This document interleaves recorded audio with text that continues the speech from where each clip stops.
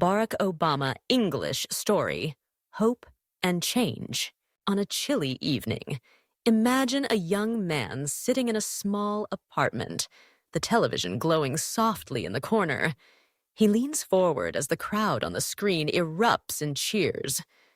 The year is 2008, and a man named Barack Obama steps to the podium. His words are steady, his tone filled with conviction.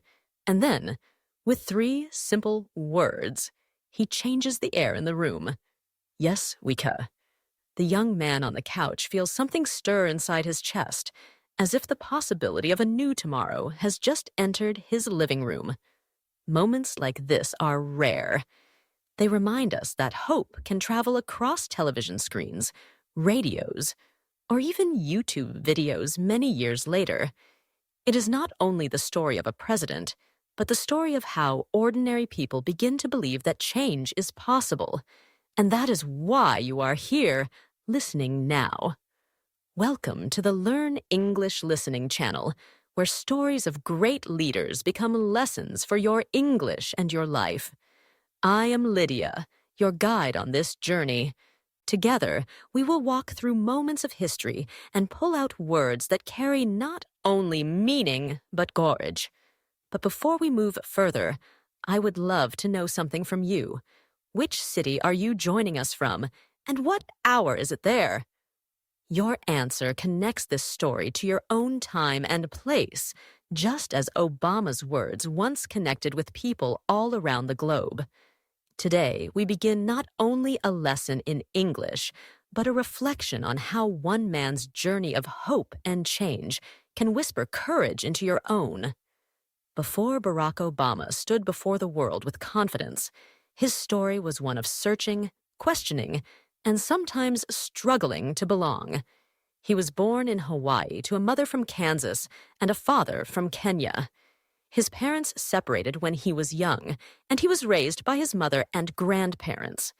This mixture of cultures, backgrounds, and expectations shaped him, but it also left him asking, where do I fit in? As a young man, he faced the weight of identity. Being biracial in America meant he often felt both inside and outside at the same time. At school, he was bright, but sometimes distracted, unsure of his future. He admitted in his own books that he struggled with direction, making mistakes, and questioning what his life could mean. For many listening right now, those struggles may feel familiar. Between the ages of 25 and 40, life often feels like a race. Work deadlines pile up, family responsibilities weigh heavy, and comparisons with others can leave us drained. Obama's early life reminds us that even people who later shine brightly once wrestled with the shadows of doubt. When he moved to Chicago, he chose to work as a community organizer. The job was not glamorous. The pay was small, and the neighborhoods were filled with frustration and hardship. But in those streets, he discovered something powerful. Ordinary people carried extraordinary dreams, even when life pressed hard against them. That discovery mirrored his own journey. Struggle was not the end. It was a teacher. Reflection in those difficult days became the soil where courage grew. In those early years, he often carried books in his backpack, not because he always had time to read, but because holding them reminded him that knowledge could be an anchor. He walked city streets where people's faces showed both weariness and quiet strength, and he began to sense that his story was tied to theirs, inseparable and urgent. And now, let me ask you, do you sometimes feel like life is moving faster than you can catch up? It is a question that connects us across time, because the feeling of being overwhelmed is not unique. Obama's story shows that being uncertain does not mean you are lost forever. It means you are still on the way. Every great story hides a secret, and for Barack Obama, the hidden key was the belief that words could unlock possibility. He realized early that while circumstances might limit opportunities, the way we speak about the future can open doors that do not even exist yet. When he chose law school and later worked as a lawyer and teacher, it was not only about knowledge. It was about shaping a language of change. He often said that hope is not blind optimism. It is the ability to imagine a different tomorrow and then take steady steps toward it. For those learning English, this is where language and life meet. Obama's speeches carried simple but powerful phrases, and those phrases can guide us too. The first phrase is, "Yes, we can." At its heart, it means more than agreement. It means collective courage. Whenever you face a challenge, whether it is practicing English late at night or preparing for a difficult meeting, whisper to yourself, "Yes, we can." You are not alone in the effort. The second phrase is, "Hope is powerful." In English, the word hope is short, only 4 letters, but it holds strength bigger than fear. Saying it aloud reminds us that even in setbacks, there's energy waiting to rise again. The third phrase is change the world. At first, it sounds too big, but Obama showed that changing the world begins with changing one block, one classroom, or even one heart at a time. For you, learning just one new phrase today is already a change that expands your world.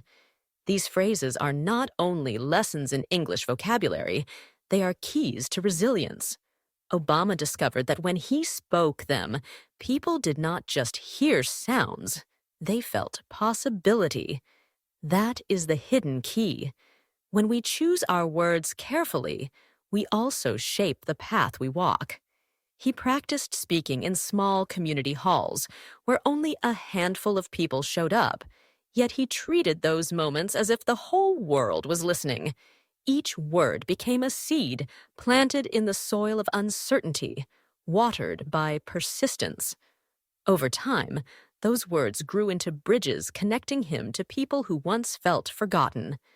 The night of November 4th, 2008, the air in Chicago was electric. Tens of thousands gathered in Grant Park, their breath visible in the cold night. Around the world, millions were watching. People of every background, young, old, hopeful, skeptical, waited for one man to speak. When Barack Obama walked onto the stage, history itself seemed to lean forward. His words were measured, but the emotions they carried were overwhelming. He spoke of a nation that had chosen change over fear, unity over division. He reminded the crowd that the journey ahead would be long and difficult, but together they could endure it. When he declared, "Yes, we can," the phrase was no longer a campaign slogan. It was a promise shared between a leader and the people. Ears fell in the crowd. Parents lifted children onto their shoulders, whispering, "Remember this moment." In living rooms across the globe, people felt something shift inside their hearts. The image of America had expanded, and with it, the imagination of what was possible for their own lives. For Obama, it was not just a personal victory. It was proof that perseverance and faith in words could overcome doubt. For everyone watching, it was a reminder that transformation does not begin in some distant place. It begins right where you are. Even television commentators, often trained to stay neutral, could not hide the tremble in their voices that night. Some whispered it felt like witnessing history bend in real time. Strangers hugged in the streets, car horns echoed in celebration, and for one brief moment, people from every corner of the world felt united by the power of possibility. And now, let me turn the question to you. If tomorrow gave you a fresh start, what would you do differently?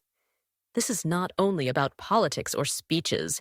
It is about your own life, your own chance to rise when given a new beginning.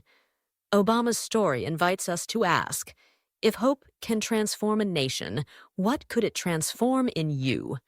Hope is not a quick spark, it is a steady flame. Barack Obama's journey shows that even in storms, light can be carried forward. Think of a lighthouse standing against crashing waves. The storm does not end right away, but the light reminds sailors that the shore still exists.